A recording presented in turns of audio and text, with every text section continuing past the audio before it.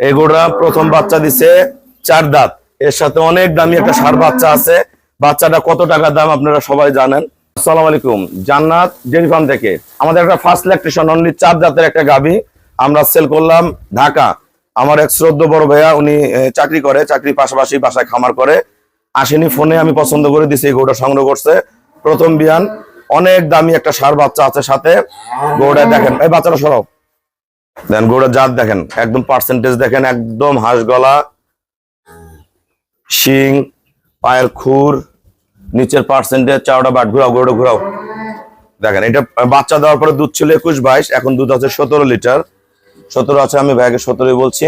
এই গরুটা বীজ দেওয়া আছে প্রায় 36-37 দিনের।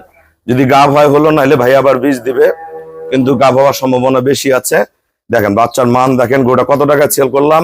অনলি 4 দাঁত। দাঁত দেখাও, দেখেন, এই যে দাঁত ফাঁক করে উঁচা করো,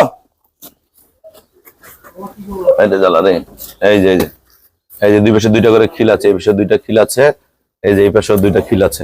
ঠিক আছে, রাখো।